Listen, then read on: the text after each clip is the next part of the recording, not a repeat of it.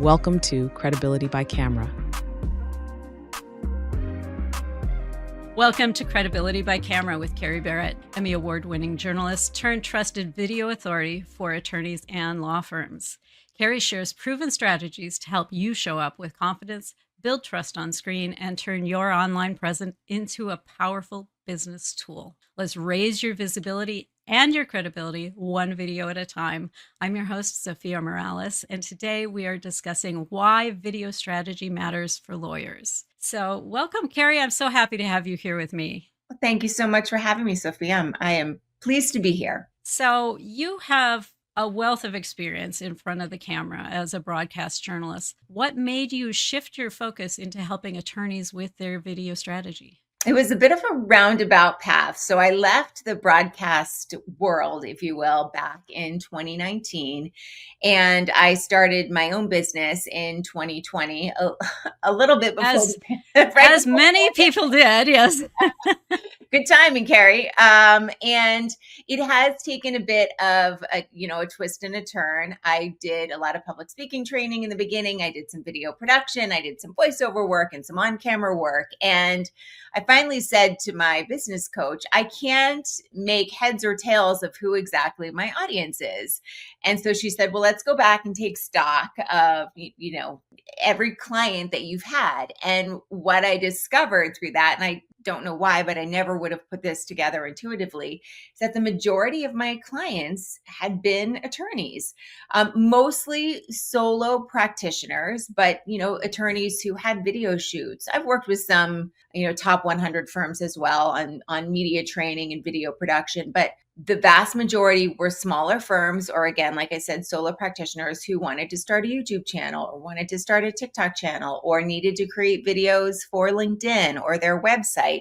And so I morphed my own business to be able to better serve that particular group. I still work with executives and other business owners. I have a couple of doctor clients and some coaches, but the vast majority of my work is focused on helping attorneys market themselves by creating video for, LinkedIn, other social media platforms, and of course, websites. Isn't that interesting? And you think, at least I do from like watching TV, that lawyers have the gift of gab and all this kind of stuff, but it doesn't always come naturally. Yeah. Well, it's interesting that you say that because I have plenty of attorney clients who are remarkable in the courtroom, for example, because they understand how to use that venue, if you will, in order to be able to create, effective stories and connect with the jury, and they're able to showcase their skills. However, take them out of that environment and put them into one that for most people is quite artificial. You're in front of a camera, you've got a microphone, there are lights, there are different strategies for connecting on camera. And there's also a heavy push, or emphasis, I should say, on being perfect. And I understand why. There is that mindset that, one typo in a document makes the entire thing null and void. And that mindset is often brought into video creation. Video will never be perfect. I have a couple of Emmys for my on-camera work, and even those shows weren't perfect. And so it's a difficult mindset for a lot of people as well. And being an expert in one venue doesn't necessarily transfer or apply to the idea of speaking on camera. And then, of course, using that skill to create video, et cetera. I love that you brought up that desire for perfection, because having spent a little time in this world as well, and I will ask you, does perfect connect with people, or is it more authenticity? Yeah, perfect doesn't exist. For the most part. In fact, I've never seen it, and I've been doing this for 25 years now. Perfect doesn't exist, but nonetheless, that is what most people strive for. And at the end of the day, it is authenticity that connects. And authenticity is a word that gets thrown around, and it's been, bastardized, for lack of a better word. And really what it means is you just are who you are. Now, you do want to approach video perhaps with a little bit of spit and polish. You want to be you, but amplified, and you with, again, a little bit of spit and polish. But I keep saying at the end of the day, don't do what I'm doing. I'm using that phrase over and over. Bottom line. Bottom line. There we go. Thank you for that. People are connecting with you, and you are truly the only thing that can't be replicated. So, barring going off on a tangent or using a million ums and ahs that are distracting, or having a terrible video set up and shot, or not a clear message, just being you is really all that's required. So what is the biggest myth that many lawyers come to this believing about being on video? Yeah. Well, the first myth is that one that we just covered, which is that you have to be perfect in order to show up on camera. And as I mentioned, that's a futile pursuit. There will be no such thing as perfection in almost anything you do, but especially when it applies to video. I would say one of the other big myths that I hear a lot of attorneys talk about is the fact that they feel like what they are doing and how they're saying it is boring. And my response to that is there are not millions, there are a lot of industries in which you might consider the content to be boring. Finance is another one that comes to mind. Insurance is another one that comes to mind. However, if you recognize that there is somebody on the other side of that camera or on the other side of that lens who is incredibly interested in what it is you have to say, because even if they don't need your services now, they may need them in the future, or they are perhaps a referral partner for you. And so they are interested in not just what you say, but the ways in which you talk about that particular topic, talk about your area of expertise. So the second myth is really that what I do is kind of boring. It's not boring for the right people, and those are the people you're looking to connect with anyway. So how does an on-camera presence impact credibility and trust in the legal world? Yeah, well, it applies not just to the legal world, but it's broadly applicable to anybody who is looking to create video.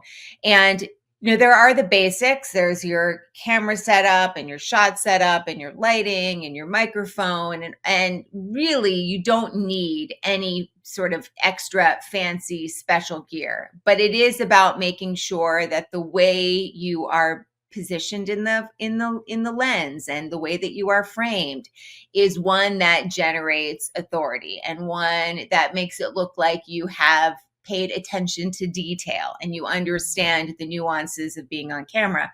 There is unfortunately this perception that if you don't know what you're doing on camera, you might not know what you're doing in your area of expertise or in your practice.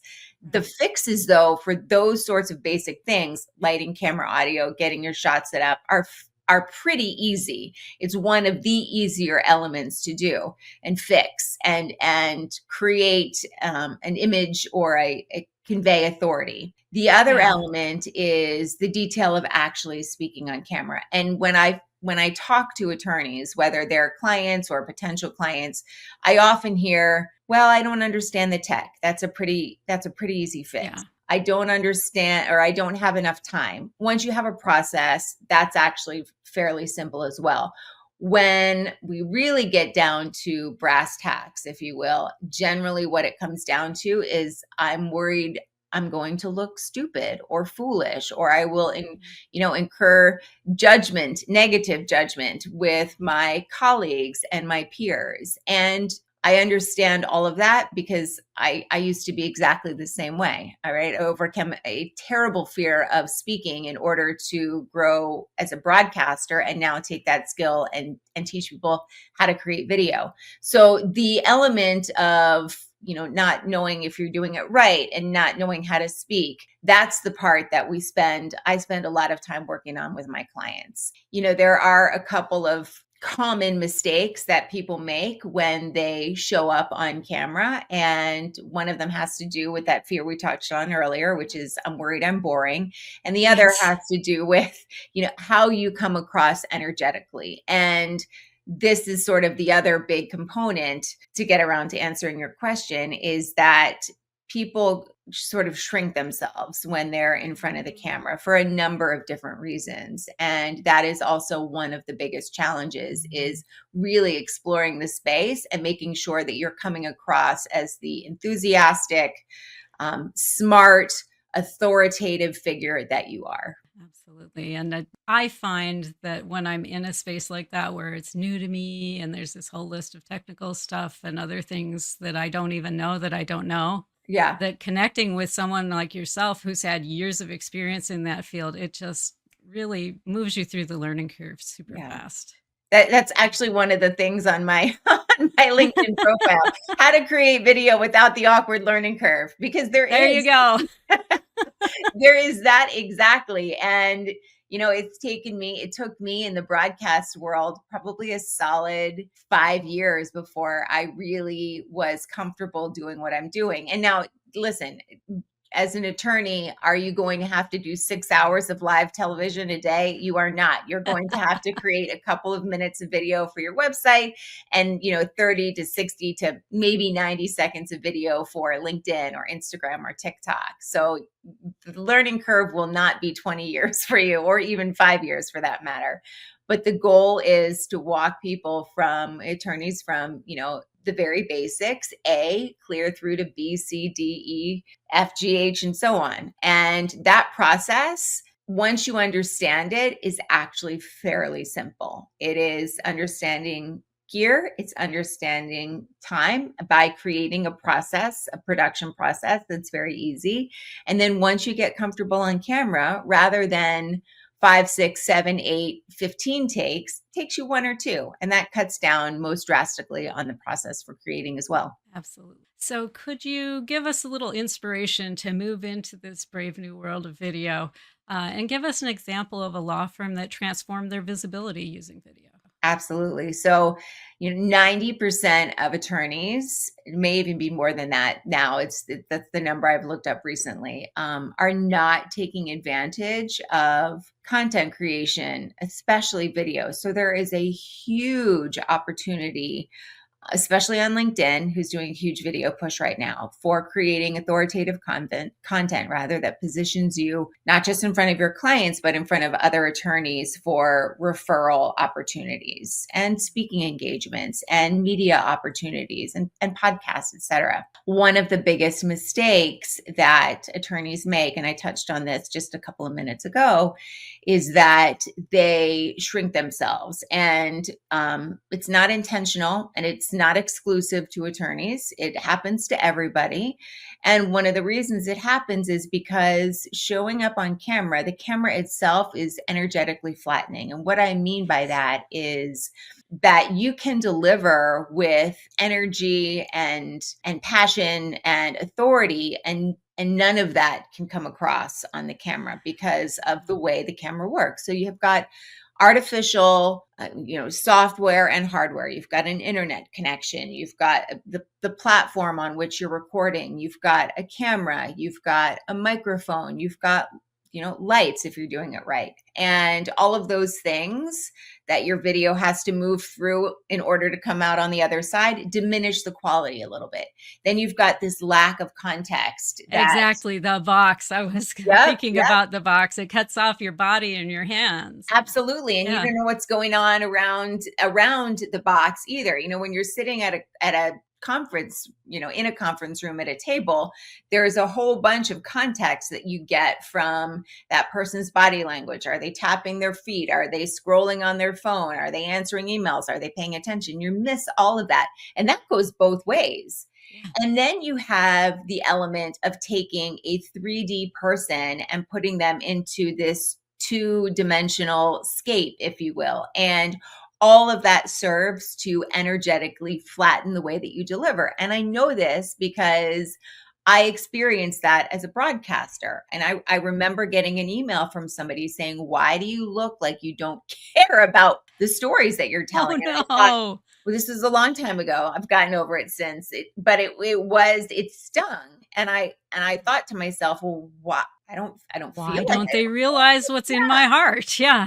And I went back and I looked, and I realized that what I thought I was delivering with was actually not what was coming through the lens. And then I had to make very deliberate changes to the way I delivered so that I was able to connect with the audience. And the same applies for attorneys as well. So there's a huge opportunity. There is a way to do this correctly. And once you know what it is and you have a process for doing it, then it all becomes quite a bit more simple.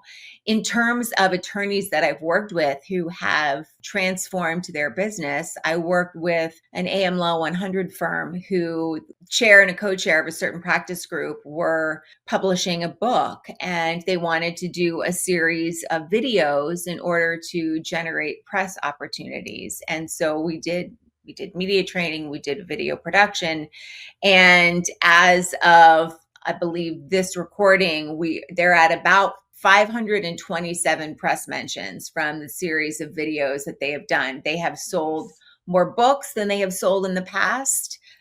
This is the second year I've worked with them. Each year their book sales go up, and each year they solidify further their positioning and the way that they are viewed by their potential clients and others in their field, colleagues, peers, etc. Yeah, there's something about being the one that authors the article, that authors the book, and that puts out the video that just really amps up your credibility. Yep, absolutely. How much time should a lawyer who's considering going into this think in their mind slot that it will take to start making this happen? Yeah. Because, when it's something new and unknown, we can make it into a thing. Oh, absolutely. 100%. We can make it into a big thing.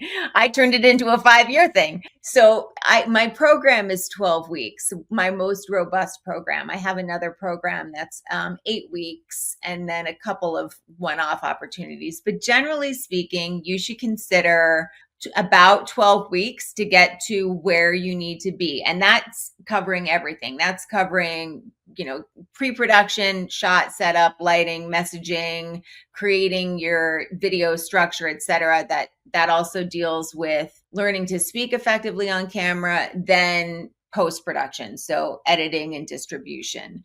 Generally about 12 weeks that's why I have my program structured the way it is. I found that's the yeah. time period, but the actual time invested, what kind of man hours are we talking about, right? Because we got to balance this with billables. Yeah, absolutely. So I will share an experience I had creating a video last week. I realized that as I was getting ready to do a LinkedIn post that was scheduled for 8:00 in the morning, I didn't have a video to go along with it. And so all told, writing the script, loading the script, setting up my studio, right? Studio in air quotes, lighting, but mic, etc., that sort of stuff. Recording the video, running it through editing, and then actually posting it to LinkedIn took me, and breaking down my studio as well, took me a total of 16 minutes.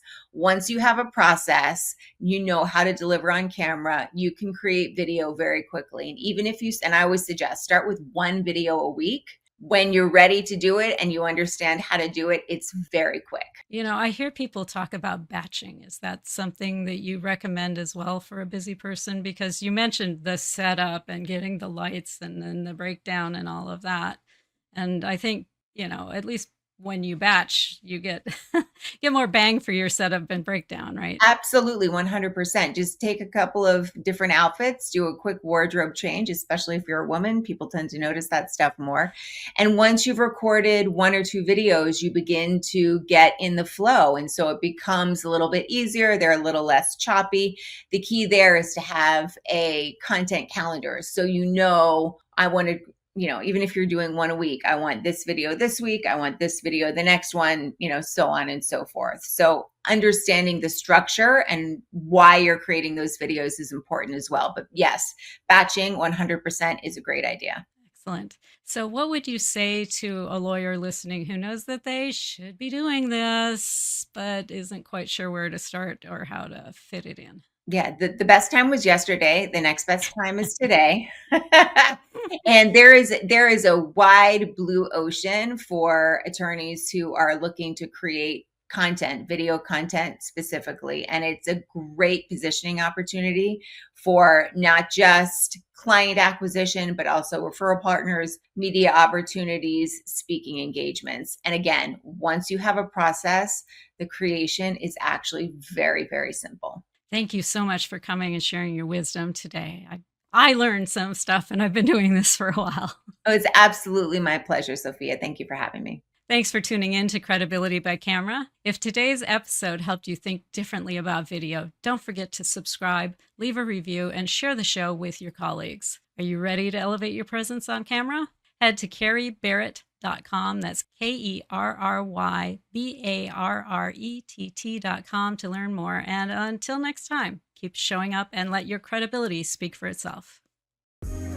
Thanks for watching. Be sure to hit that like and subscribe button and leave us a review in the comments.